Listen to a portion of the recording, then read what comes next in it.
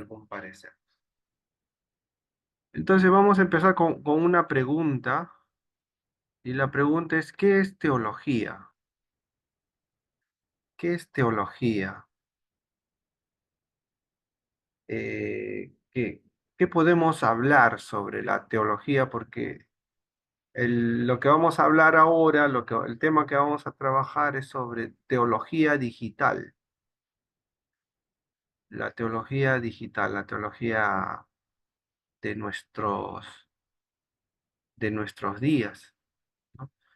A ver, les voy a compartir pantalla y vamos a ir reflexionando sobre este tema, es, que es un tema contemporáneo. Entonces, vamos a ir viendo esto. Explorando la teología. Desde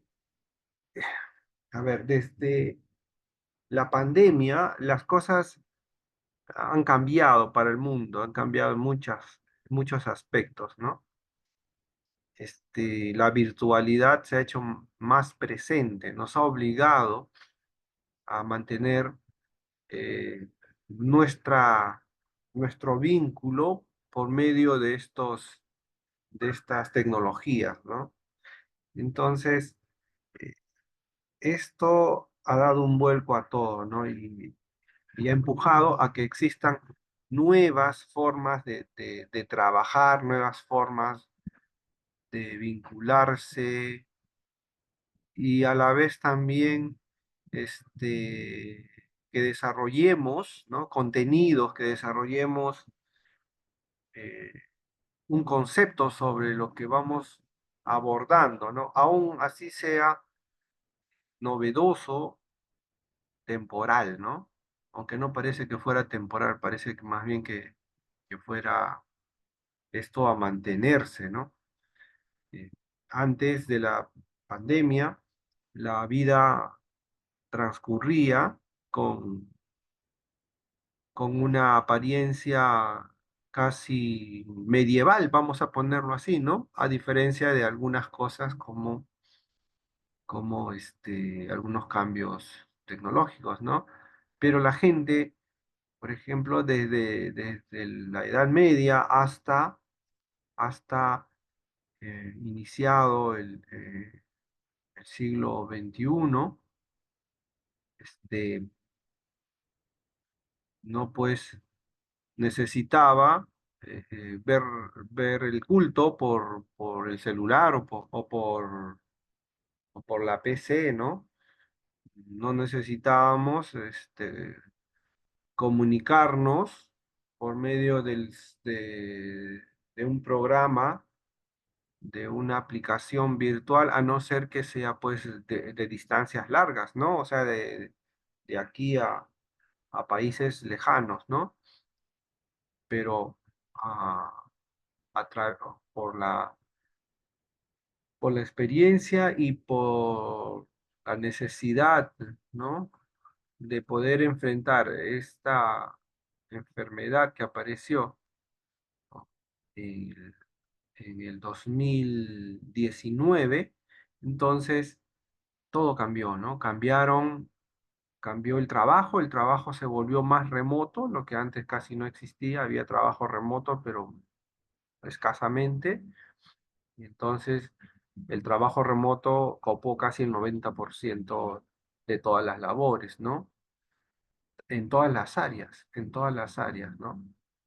Eh, y también esto confrontó, esto es,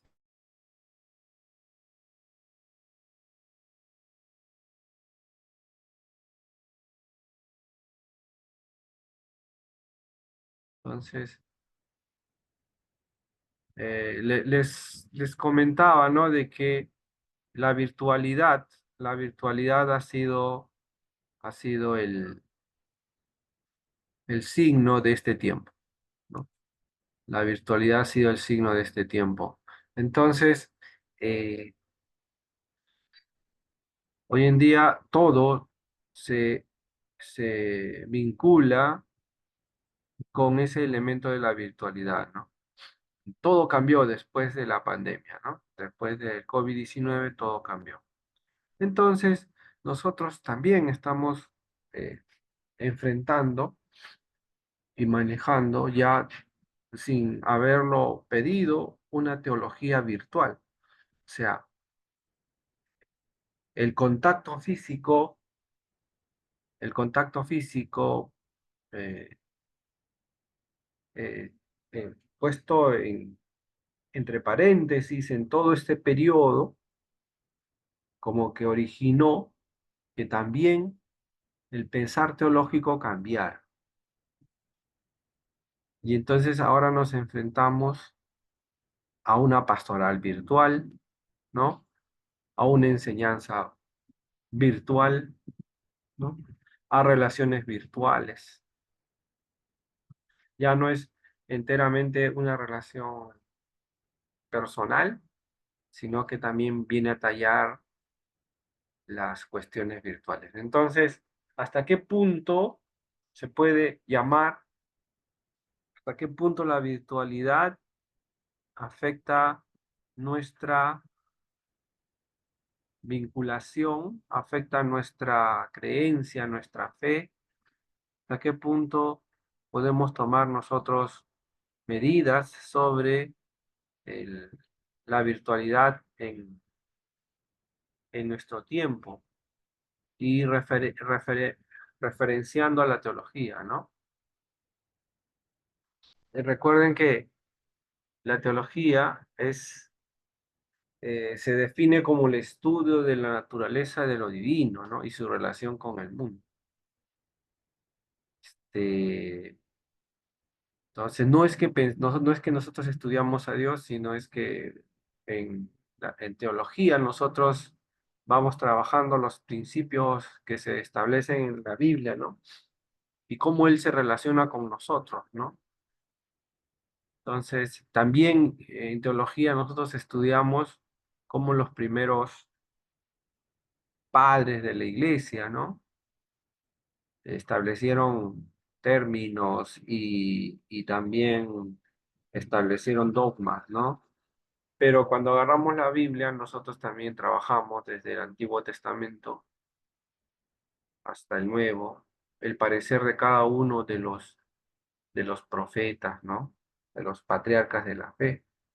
Entonces, desde una relación, desde un Abraham que se comunica con Dios, o desde un Adán que se comunicaba con Dios en el huerto, hasta una relación esporádica, una relación este, basada, basada en promesas y cumplimientos presentada en el Antiguo Testamento, hasta una relación ya personal, ¿no? Una relación ya eh, mm, más sentida, ¿no? Por ejemplo, en el Antiguo Testamento los profetas escuchaban a Dios, ¿no? Pero no lo podían ver, ¿no? Podían sentir su presencia, ¿no? Pero no podían tocarlo, ¿no? Eh, Podían sentirse protegidos, pero también les venía el terror, ¿no? De la soledad, ¿no? Entonces, en el Antiguo Testamento Dios se presenta, pues, de una manera eh, quizás no corpórea, ¿no? Pero en el Nuevo Testamento ya cambia totalmente, ¿no? Entonces ahí vemos a Jesús, que es Dios mismo, ¿no? Y, y la relación empieza a tener mayores elementos, ¿no? Mayores elementos, ¿no? La presencia de Jesús aumenta la creencia en Dios, ¿no? La presencia de Jesús, este, le da nuevos matices a esa teología que nosotros luego vamos a conocer. Entonces, por ejemplo, para hablar sobre una teología digital, ¿no? Para hablar de una teología digital, tenemos que tomar en cuenta estos procesos. ¿Y qué tan digital? O si debe de existir una teología, o sea, si se debe de pensar en un quehacer teológico desde la virtualidad, ¿no?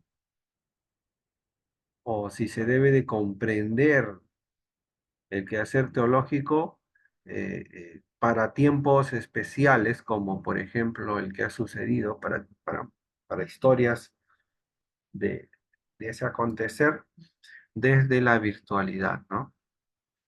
Eh, ¿Y qué tanto eso puede perjudicar, puede ayudar? ¿Qué cosas nuevas nos puede traer al quehacer teológico? O sea, recuerden que es, hacer teología tiene que ver también con todo lo que nos acontece, ¿no? La teología, la teología nos imprime elementos eh, para poder abordar. O sea, nos dice, por ejemplo, nos orienta hacia estas cosas nuevas que van saliendo, ¿no? Entonces, se tiene que pensar también, ¿no? ¿Hasta qué punto es factible las, eh, la virtualidad en el proceso de conocer la palabra de Dios, de conocer a Dios, de conocer al hermano, de conocer la iglesia, de desarrollar actividades? ¿Hasta qué punto la virtualidad eh, no es un antagonismo cuando, cuando nos confrontamos con las verdades bíblicas, ¿no?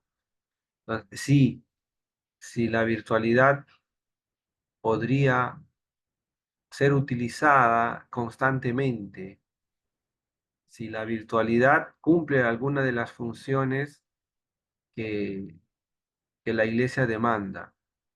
Entonces, a esos temas, a esos elementos nos vamos a confrontar.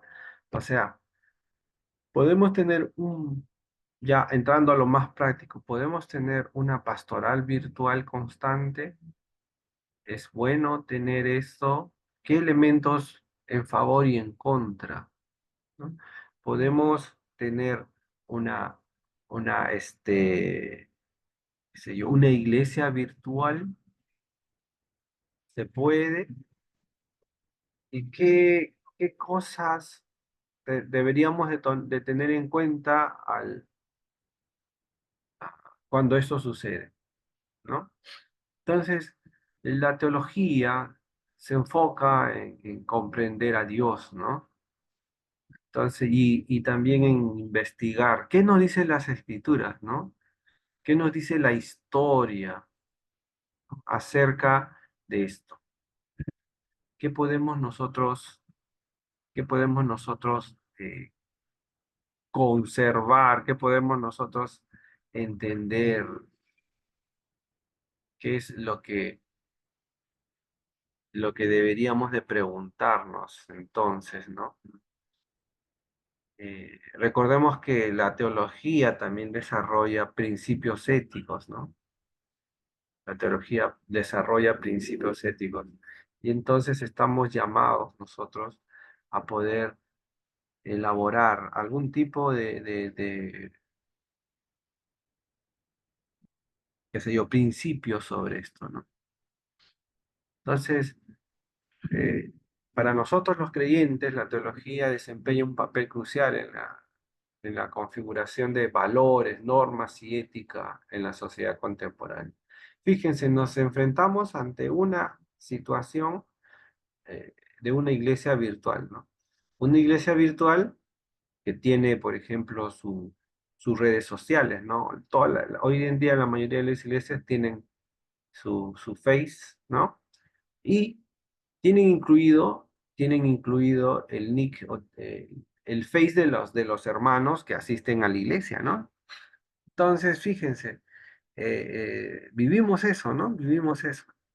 Nuestras iglesias tienen su Face y dentro de ese Face están los hermanos que asisten a la iglesia como agregados, ¿no? no como miembros, pero sí como amigos, ¿no? Porque ahí dice, ¿no? Agregar amigos. Entonces, eso está presente, ¿no? Está presente. Y entonces, si nosotros tuviéramos que hacer un ejercicio para ver más o menos, para ver la configuración, para ver cómo se ve, podríamos nosotros abordar, ¿no? Podríamos abordar nosotros vamos a decir, el grupo de la iglesia, y entonces cada hermano, cada miembro, pues, estaría representado por su face también, ¿no? Entonces ahí veríamos el perfil del hermano, ¿no? ¿Y qué nos dice la palabra de Dios sobre eso, ¿no? ¿Nos habla algo? Evidentemente que como es nuevo, nosotros tendríamos que sacar conclusiones a partir de nuestra propia, racionalidad o ejercicio, ¿no? De nuestra moral o nuestra ética. Y este, la pregunta es porque sobre eso se va debatiendo, ¿no? ¿Hasta qué punto, por ejemplo, el Face representa el perfil de un hermano, ¿no? De un creyente, si es que se tiene que ver o trabajar o observar algún Face, ¿no? O si hay criterios sobre el Face, ¿no? O sobre las redes sociales, ¿no? El uso de las redes sociales se ha abierto, ¿no? Se ha generalizado. Hoy todos tienen, casi la mayoría de los jóvenes usan redes sociales y tienen sus cuentas. Entonces, el pastor tendría que tener criterios para poder decir a los hermanos jóvenes, ¿no? ¿Sabes qué? He visto tu face y entonces creo que no me parece que tú estés publicando estas cosas, ¿no? ¿Hasta qué punto es legítimo hacer eso, ¿no? Y hasta qué punto no. Es virtual, ¿no? Sin embargo, por el hecho de ser virtual, no deja de ser real, no deja de ser real. Entonces, por eso nos enfrentamos ante una situación así, ¿no? Eh, Ustedes también pueden que tengan su Facebook, sus redes sociales, ¿no? Y publiquen en ellas todo lo que les parece, ¿no? Y entonces, ahí tendríamos que pensar, ¿no? ¿Qué es lo lícito, qué es lo ilícito, qué es lo ético, qué no es lo ético, qué es lo que Pastor, aprovecha? Dígame, hermano. este, digamos, el uso del Face, de nuestras cuentas, ¿no? Es parte también de nuestro testimonio, ¿no? A Que eso vamos. siempre, como creyentes, o sea, el testimonio es a través del Face también, porque prácticamente más aún, yo creo que para todos, ¿no? Aún el que ejerce ministerio, o sea, se vuelve es una persona pública, digamos así, ¿no? Si Ujú, las entidades, yo recuerdo en un trabajo que postulé, lo primero que nos dijeron a nosotros fue, deseo que revisen su perfil y todo lo que ustedes tengan ahí, eh, porque ustedes son personas públicas ahora, no sé qué hacen, lo sacan, sus nombres, inclusive algunos ponen pues nombres muy sugestivos, inclusive como perfil, ¿no? ujú. Entonces, si en el mundo, ¿no? Digamos, en las organizaciones, ¿no? Solicitan eso porque el Face dice, el perfil habla de la persona, ¿no? Cuánto más debe ser en un creyente, ¿no? Que da testimonio y es conocido en la comunidad, en el trabajo, en el mundo donde se desenvuelve, ¿no? En el entorno donde se desenvuelve. Entonces pienso yo que es parte de nuestro testimonio también. Sí, claro, es parte de nuestro testimonio. Y entonces, como es parte de nuestro testimonio, este, hasta dónde nosotros podemos, eh, vamos a decir, regular estas especies de presentaciones, ¿no? ¿Hasta qué punto la iglesia puede intervenir o en todo caso observar eso? ¿Qué qué tanto cuidado debemos de tener, ¿no? Es, Justamente, pastor, en la semana pasada, en una comisión de trabajo, ¿no? Que estaba participando, y uno de los pastores dijo, ¿no? Propuso a tal persona, ¿no? Uno de ellos. Y otro dijo, su lenguaje, dijo, ¿no? No lo veo apropiado. Su lenguaje en el Face no es concordante con su testimonio de cristiano, dijo, ¿no? Entonces, bueno, ahí se acordó. Habrá que conversar, así como hay consejería familiar, como hay consejería para todo ámbito, entonces también tiene que haber una consejería en esa área, ¿no? Tratando, así como se trata cualquier consejería, no para, digamos, destruir la vida, sino para poder ayudar, para poder exhortar, pero para poder también, con amor, digamos, ¿no? Entonces, yo pienso que también es parte de, de la labor, ¿no? Dentro de la iglesia. sí, claro. Y ese, vamos a decir, esas decisiones sobre o acuerdos o recomendaciones sobre qué poner, ¿no? Qué cambiar.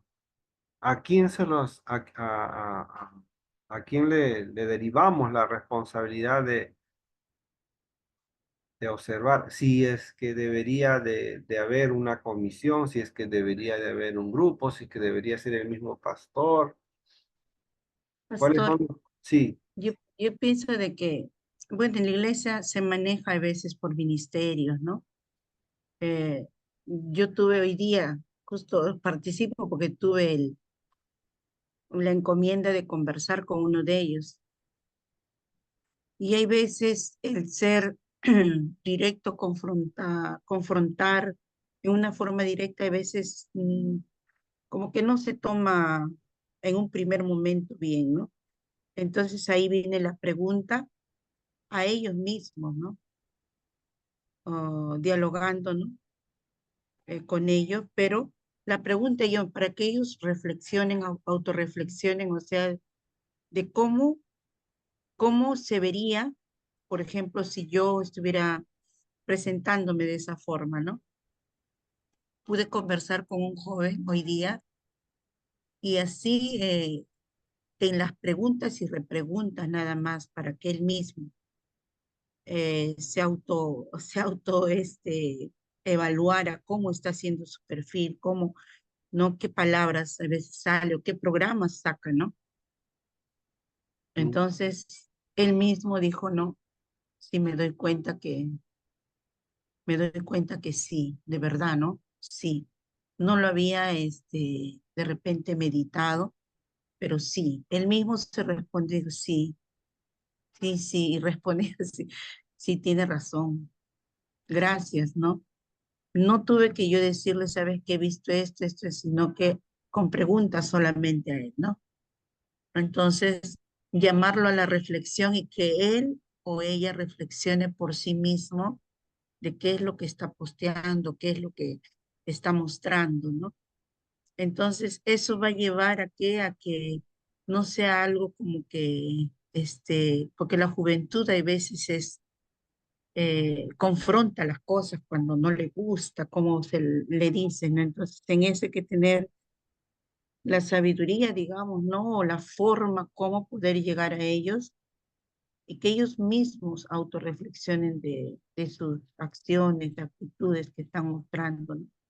Porque ya en este caso iba a ser parte de un ministerio, entonces no se podía mostrar, ¿no? Ello, sin embargo, no le podía decir, ¿sabes qué?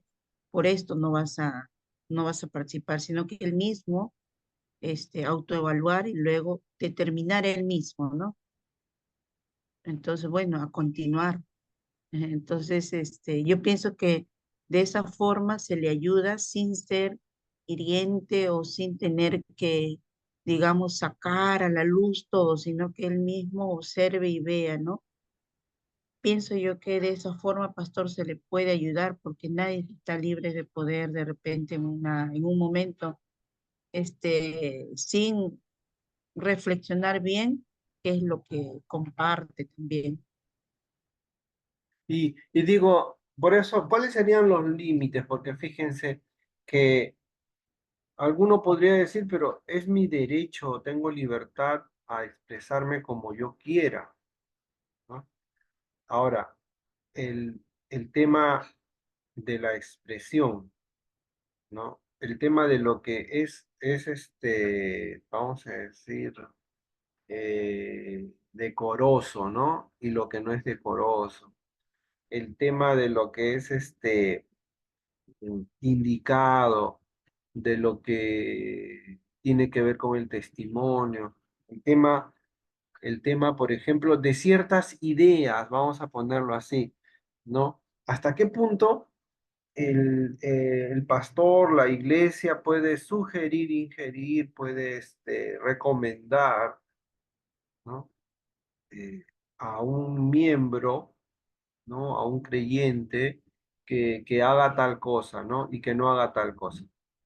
Entonces, ¿cuáles son esos lineamientos que incluso podrían ser muy rígidos? ¿Y cuáles son también las libertades que puede tener un creyente frente a sus redes sociales? ¿No? ¿Hasta qué punto la iglesia puede, vamos a decir, dar libertad y hasta qué punto le puede negar toda esa libertad o ser intolerante con algunas expresiones? Más allá de que las mismas redes sociales ya tienen vamos a decir, normas y reglas, ¿no? Si uno, por ejemplo, en redes sociales habla sobre o escribe sobre abusos, sobre incitar a la violencia, tiene sus penas y hasta te bloquean la cuenta, ¿no? Y de otros temas también, ¿no? Entonces, hay un manejo ya dentro de las redes sociales sobre ciertas normas, ¿no? Ciertos impedimentos que no se deben de presentar. Entonces, y son detalles que cada vez se han puesto mucho más precisos y por los que ha tenido que pagar, por ejemplo, los dueños de estas redes, ¿no? Han tenido que enfrentar juicios porque cuando sucede un hecho, inmediatamente a quien acusan no es a la persona, ¿no? Y si la acusan medianamente, acusan al dueño de la red social. Entonces, ¿por qué tú permites que se publiquen estos actos, que se publiquen estas incitaciones? Y ese señor, ese dueño pasa a un juicio. ¿Qué tanta responsabilidad tiene? Porque tiene responsabilidad. Porque esa red social no es gratuita, pareciera gratuita, pero ese es el negocio del dueño de esa red social. ¿No? De esa red social él saca millones y millones, ¿no? Lo que él vende es publicidad. Lo que él vende es publicidad. Y por publicidad cobra un montón de dinero. Entonces, él introduce productos, ¿no? Entonces, ¿hasta qué punto el, el uso de las redes sociales puede ser normativizada no solo por los dueños, ¿no? Porque los dueños solo tienen, vamos a decir, una norma para cosas que son evidentemente eh, dañinas para la sociedad, ¿no?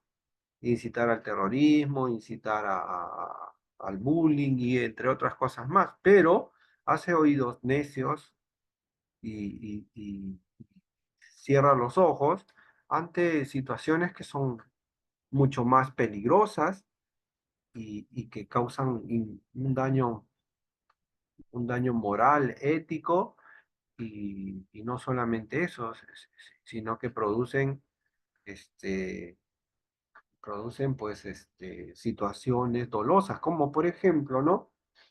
Eh, Hoy en día es muy claro, evidente, cuando uno escucha esas canciones de los grupos que se presentan, ¿no? De moda. Todas hablan de sexo, toditas hablan de sexo, ¿no? Hablan, han convertido, a la mujer en un objeto sexual, ¿no? Y estas canciones las presentan así abiertamente. Y los que cantan estas canciones, que le cantan al sexo, que le cantan a la droga, que le cantan a todos los desmanes, ¿no? Este, pues tienen likes y los dueños de las redes sociales lo que quieren son likes, o sea, lo que quieren son seguidores, lo que quieren es gente y mientras ellos no les importa realmente lo que tenga y lo que diga, lo que ellos quieren es capitalizar la cantidad de personas que sigan a ciertos grupos y a ciertas personas, ¿no?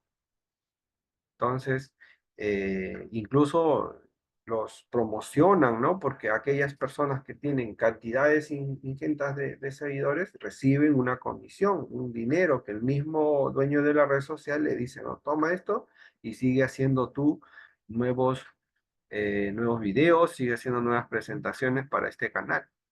Pero ellos no regularizan si es que sus letras son adecuadas, si su comportamiento es adecuado, no les importa realmente. Lo que les importa es capitalizar y conseguir mayor cantidad de adeptos y seguidores, ¿no? Y sus normas es solamente para calmar, calmar a un sistema jurídico, un sistema legal que exige hipócritamente este, qué sé yo, pruebas de que sí hay una normatividad, pero en realidad no les importa eso, en realidad no les importa, ¿no? Lo que les importa a ellos es el dinero les importa más que cualquier otra cosa, ¿no? Hay mucha gente que muere, ¿no? Mucha gente que se vincula a este sistema sin importarles eh, eh, absolutamente el hecho de que les pueda traer consecuencias, ¿no? Y es aprovechado por los dueños de las redes para que pues ellos sean parte del grupo, que, que puedan aumentar, ¿no? La cantidad de ingresos que tienen diariamente, ¿no? Entonces, ¿hasta qué punto el quehacer, la pastoral, la teología, la ética cristiana tiene una injerencia, una función en esos aspectos? ¿Y hasta qué punto se puede decir, pues haz esto y no chocar con la libertad que tiene el creyente de expresar sus ideas, de expresar sus puntos de vista, sus gustos, y de manifestarse también contrariamente ante cualquier parecer, ¿no? Y si es que esto sería objeto de disciplinas, y si esto sería objeto de expulsiones. ¿Qué nos dice esto? ¿Qué nos dice en este punto los principios? No la Biblia, porque la Biblia desconoce estos temas, ¿no? Porque son temas modernos, pero sí nos brinda principios, ¿no? Brinda principios, pero que nos pueden ayudar bastante a poder trabajar, ¿no? Y hasta qué punto también un pastor puede publicarse o puede manifestar sus, eh, sus puntos de vista o manejar la iglesia de una forma virtual, ¿no? Este, ¿Hasta qué punto puede limitar su acción o puede darle sentido a la virtualidad? Ante esto nos enfrentamos, ¿no? Ante esta situación nos enfrentamos, ¿no? Eh, y, y eso es bastante, ¿no? Y eso es bastante. Hoy los jóvenes todos utilizan celulares, todos tienen grupos WhatsApp y todos se comunican por ahí. Y ellos usan un lenguaje muy propio, muy propio. Y usan un tipo de lenguaje que a veces es un poco incomprensible, pero lo usan. Por eso digo yo, ¿no? La virtualidad, la teología, el quehacer, el conocer de Dios, hasta qué punto llega y cómo ayuda a que estas nuevas corrientes, estos nuevos espacios puedan también conocer a Dios, ¿no? Yo no sé si no, vamos a decir, poniéndole límites, señalando, señalando normas, se logre algo. Ya la Iglesia Católica ha hablado y ha señalado sobre las redes sociales y el uso. Yo no sé si eso en el plano real tenga algún efecto práctico, ¿no? No lo sé, puede que sí, puede que no, ¿no? Pero ¿cuál es el papel?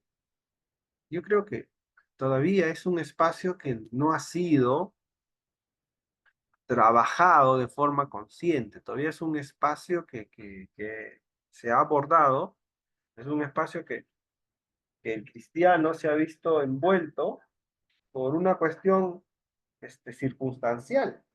A mí me parece que hace falta eh, trabajar eso, hace falta abordarlo de manera muy precisa, de manera muy pensada, ¿no? Yo creo que es un campo de misión, es un campo evangélico, es un campo para trabajar la cuestión evangélica y para, eh, para ir creciendo, para ir avanzando, para ir enseñando, ¿no? Creo que no se ha, no se ha trabajado eso y pareciera que no sabríamos qué hacer, ¿no? Y la pregunta es cómo debemos empezar, ¿no? Eh, Recién empezamos a experimentar cosas de, de la modernidad, ¿no? Entonces, hay ciertas agendas que la vida misma nos va estableciendo, que la historia misma nos va estableciendo. Y creo que tenemos que empezar ya a pensar sobre eso, ¿no? Empezar a pensar sobre eso.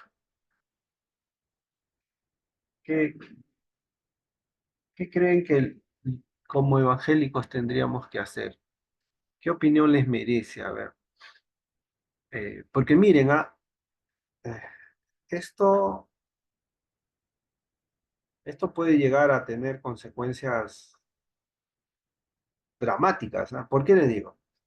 Puede que en la iglesia haya, por ejemplo, un hermano que piense que, que Jesucristo viene por segunda vez y se acaba todo. Y hay otro hermano que piense que Jesucristo viene por segunda vez, pero viene para el milenio, ¿ya? Y hay otro hermano por ahí que dice que Jesucristo ya vino y entonces en su segunda venida,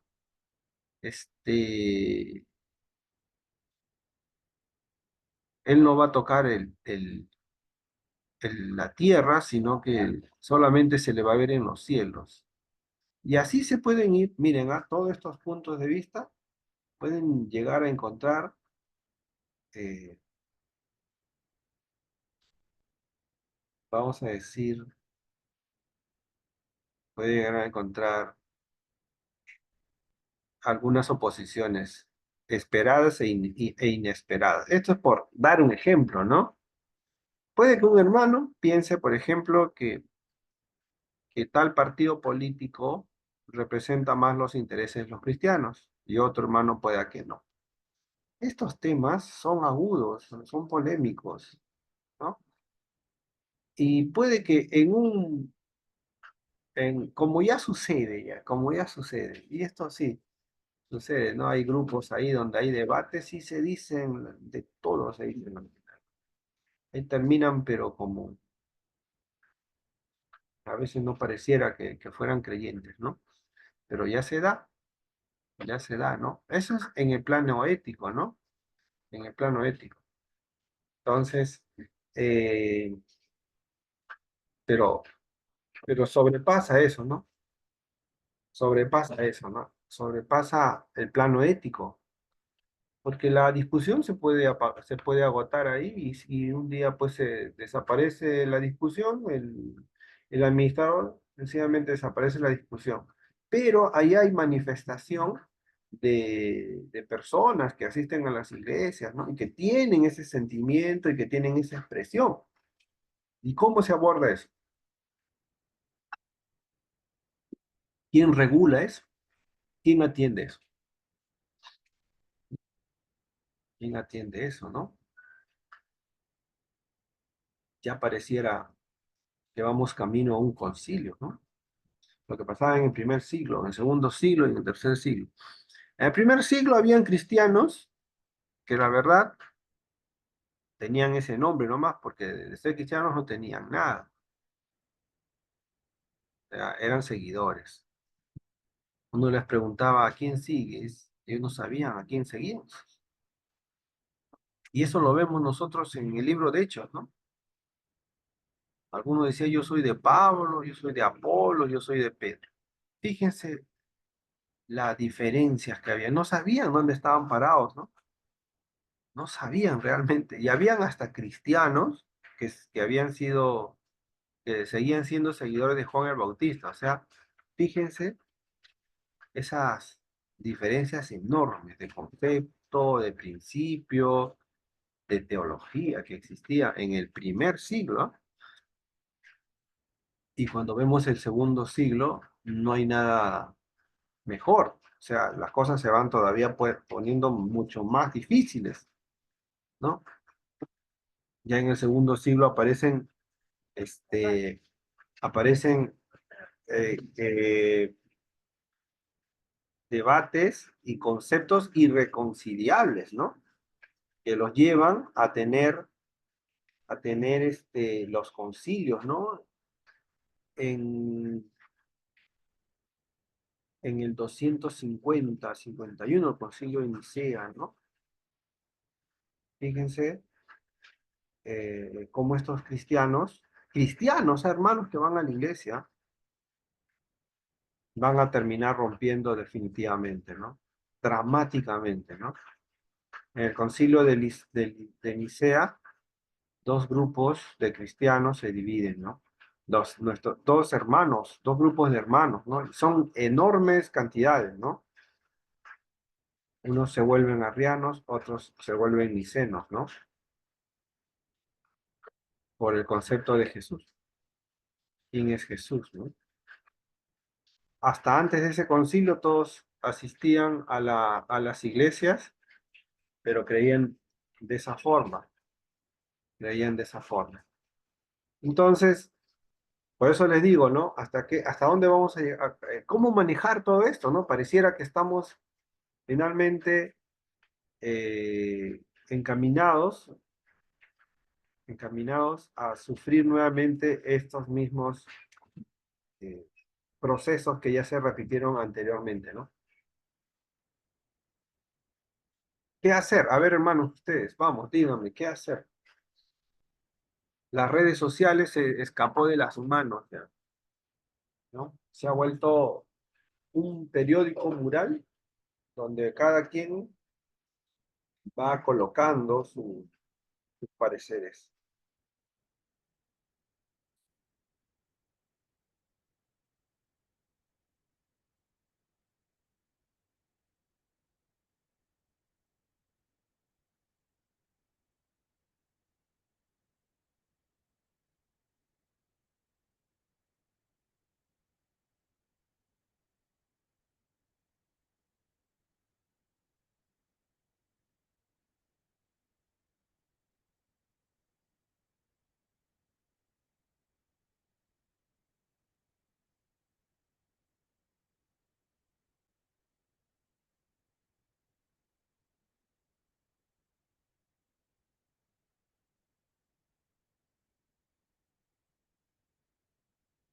A ver, si hay algún comentario.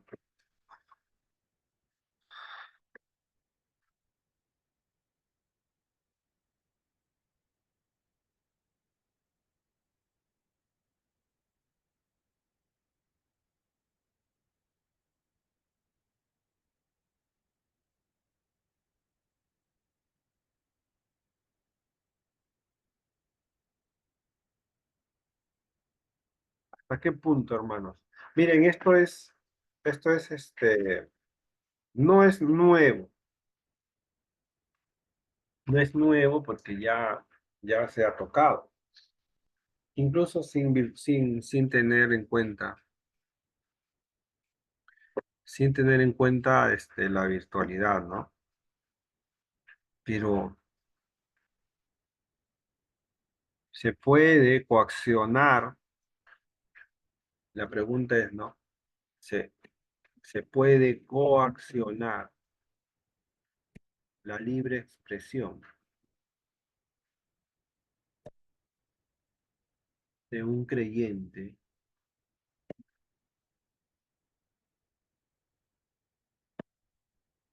sin, sin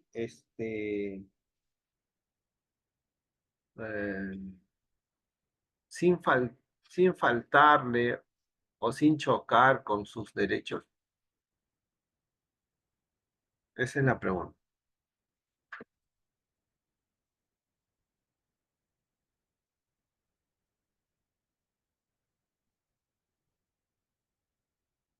Sin ir en contra de sus derechos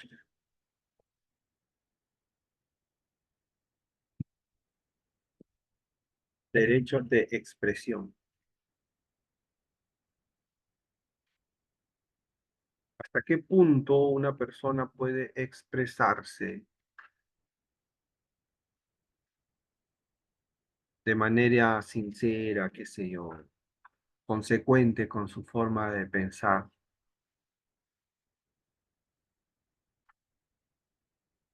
y, y no provocar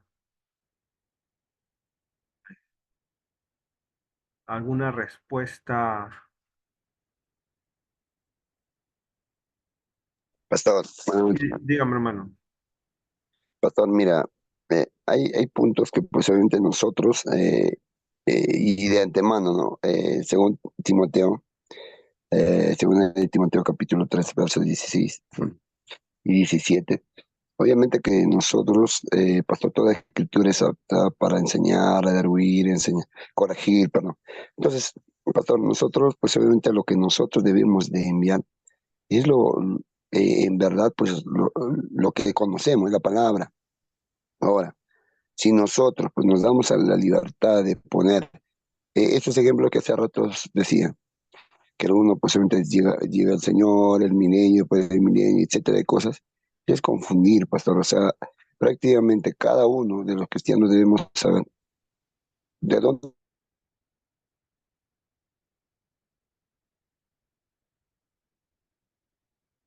no estamos partiendo en país o un parte, obviamente opcional para eh, identificar. Obviamente, obviamente que ganan de ello, o en relación a ello, esta herramienta no, que no sirva pues solamente para enviar cosas que engañan a la gente, sino para también para llevar la fe, ¿no? Y hacerles entender la razón de quién es Cristo. Ese es el límite, ¿no? Y pues obviamente a los demás, que pongas las comidas y etcétera, y cosas como nosotros, como posiblemente pastores, yo creo que no estaría bien, ¿no? Todo tiene su límite. O sea, todo tiene pues obviamente hasta dónde debemos de caminar. Entonces, fuera de lo que hoy lo llaman, ¿no? El estudio de teología digital, estudio. Yo no sé por qué, pastor, y eso quiero preguntarte. Si teología es otra cosa, la expresión es otra cosa, entonces, ¿por qué lo ponemos teología, cómo lo pusiste, pastor? Teología Digital. em, digital. Ujú. Entonces, porque, o sea, que estamos ¿cómo se llama? Estudiando un Dios, digitalmente. ¿Cómo es, pastor? Eso es lo que quiero que me explique. ¿Por qué ponemos nosotros ese terminología? Ya, Por favor, ahora, pastor. ahora le explico. La teología, hermanos, la teología es construcción humana. Nosotros hacemos teología. Los seres humanos hacemos teología. Nosotros no hemos recibido un manual o un compendio de teología que venga del cielo. Lo que hemos recibido es la palabra de Dios. Y la palabra de Dios está presentada en libros, diversos libros que tienen que ver con historia, tienen que ver con poesía, historia del pueblo de Israel, ¿no? Tienen que ver con leyes, tienen que ver con mandamientos. Y en el Nuevo Testamento de la misma manera, ¿no? Entonces, la teología es el esfuerzo del hombre por entender a Dios. ¿Qué quiere decir? El hombre va creando, va dándole forma al entendimiento que tiene de Dios y entonces empieza a formular, ¿no? Por ejemplo, en la Biblia a Dios se lo presenta de diferentes formas en la Biblia. En el Antiguo Testamento hasta el Nuevo Testamento, ¿no? Vemos a un Dios que habla, por ejemplo, en el Edén. Luego vemos a un Dios que acompaña a, a Moisés, ¿no? Vemos a un Dios que ampara y protege a a Agar, por ejemplo, ¿no? Vemos de Dios muchos elementos, muchas, atributos, lo que se le llama, ¿no? Entonces el teólogo lo que hace es juntar todos esos atributos de Dios en los diferentes libros y él dice, bueno, Dios es bondadoso. ¿Por qué dice que Dios es bondadoso? Porque acá está, mira su bondad, ¿no? Dios es justo. ¿Por qué dice que Dios es justo? Mira, acá dice todos los textos que vemos ahí, Dios se manifiesta en justicia. Dios es misericordioso también, y así, ¿no? Dios es poderoso. Todos esos textos que nos hablan acerca de Dios, nos dicen los atributos de Dios, es el teólogo quien los junta. Por eso la teología es una construcción, es un elaborar del hombre, ¿no? El hombre es el que finalmente lo señala, ¿no? Y en nuestros tiempos, en nuestros tiempos, la teología ha ido apareciendo según el acontecer histórico. Por ejemplo, la teología que conocieron los, los creyentes del primer siglo no es la teología que hoy se conoce. La teología ha ido cambiando, ¿no? Como yo les decía, ¿no? En el primer siglo, hermanos, la teología no estaba definida. A la muerte de los apóstoles, a la muerte de los apóstoles, la teología desapareció con ellos. Se fue la teología con ellos. Se fue la teología con ellos. ¿Qué pasó? Se cerró. Entonces, entonces, este, entonces nosotros vemos que, que va pasando el tiempo, ¿no? Y en el tercer siglo se desarrollan los concilios y se empiezan a definir conceptos, se empiezan a definir el dogma, ¿no? La teología, que va a perdurar hasta nuestros días. Pero aún así, en la Edad Media también la teología va a tener cambios, ¿no? Porque la Iglesia Católica va a atrapar se va a hacer dueña de la palabra, dueña del pensar teológico, ¿no? Hasta el siglo XVI, fíjense, ¿ah? Entonces, ¿cómo ha ido cambiando? ¿Cómo ha ido cambiando? Y la iglesia va a establecer, la iglesia católica va a ir estableciendo qué es teología, va a sopesar la teología con las tradiciones, va a poner al mismo nivel. Y entonces va a tener sus propios teólogos y sus formas de parecer también de entender a Dios y entender la Biblia. Y cuando nosotros hablamos de teología, hablamos de eso, ¿no? Hablamos de las diferentes formas de entender a Dios. Y le digo esto porque cuando ustedes, por ejemplo, agarren un libro de teología, hoy en día hay varios libros de teología, ¿no? Pastor, una Dígame, hermano. consulta. Sí, Todos los teólogos son realmente creyentes, o sea, no, cristianos no, convertidos, no, ¿verdad? no. Hay teólogos Porque, ajá, que no son creyentes. entonces la pregunta es, ¿cómo pueden hacer un estudio de Dios sin tener una vivencia con Él? O sea, ¿qué tan confiable Sí, es el poder leer los escritos de un teólogo que no tiene una vivencia con Dios, o sea, que no ha nacido de nuevo, pues, ¿no? Entonces, sí. ahí hay muchas dudas y uno tiene que, digamos, tener el cuidado, ¿no? Que lee, a quién lee, Mm, porque a veces, pues en vez de brindar realmente lo que es, ¿no? Porque entiendo yo que también, que hemos estado estudiando teología, es la disciplina, el conocimiento de los atributos claro, de Dios, ¿no? En todo lo concerniente a Él. Entonces, para poder conocer a Dios, pues, en sí, ¿no? A través de la palabra, que es el medio que el Señor nos ha dejado, pues uno tiene que tener una vivencia, ¿no? Pero bueno, hay teólogos de teólogos también, pues, ¿no? sí.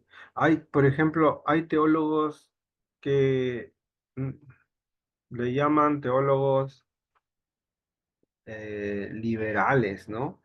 Que no tienen, que no son creyentes enteramente, ¿no? Pero ellos influyen en muchos teólogos contemporáneos, ¿no? Han habido teólogos que pertenecen, por ejemplo, a otras denominaciones, ¿no?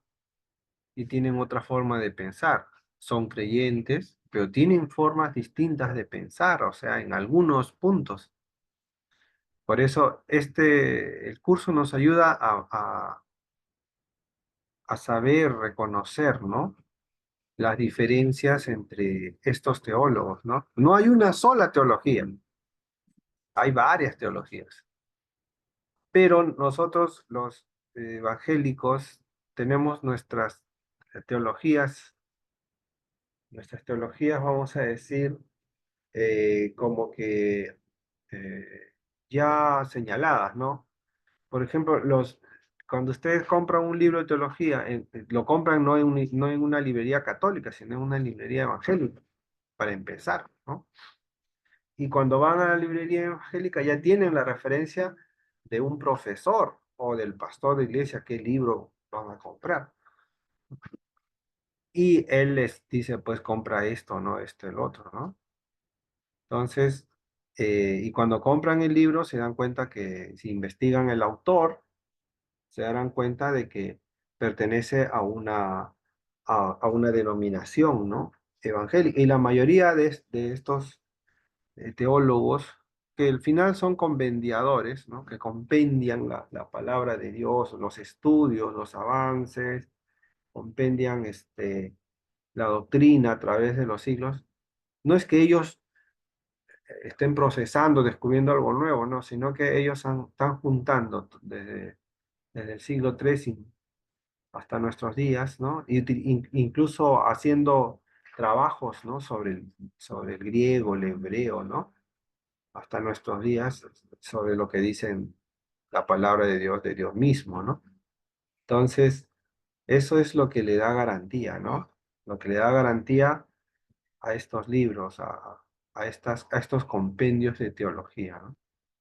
En realidad la teología es eso, ¿no? Y van a encontrar diferencias entre teologías evangélicas, también hay diferencias, ¿no? No diferencias irreconciliables, pero sí hay diferencias, ¿no? Por ejemplo, cuando ustedes, no sé si conocen el libro de Luis Berkhoff, que es un libro de cabecera de la teología, o de Schaffer, ¿no? Eh, Francis Schaeffer. Ellos, por ejemplo, son presbiterianos, ellos creen en el bautismo de los niños. Es un bautismo sin, sin profesión de fe, ¿no? Entonces, para un teólogo evangélico, este, sería, eso no sería posible, ¿no? Para un teólogo de las asambleas, un teólogo pentecostal, ¿no? Gordon Fee, por ejemplo, no aceptaría eso, que es un teólogo, ¿no? O no sé, y algunos otros que hay, ¿no? Gruden, Raire, no aceptarían eso, ¿no? Entonces, fíjese, hay esas diferencias, ¿no? Que son diferencias al final, puntos de vista, ¿no? Y existen así algunas diferencias en la escatología, en la forma de entender, ¿no? Por eso nosotros que estudiamos teología tenemos que saber reconocer eso. Y, y también existen estas nuevas teologías que les he hablado anteriormente, ¿no? De los otros grupos contemporáneos, ¿no? Bueno, hermanos, creo que hemos llegado al final de la clase. Espero que envíen sus aportes y entonces ya estaremos viéndonos la próxima semana, hermanos. Que Dios lo bendiga. Gracias. Profesor. Hasta luego, hermanos.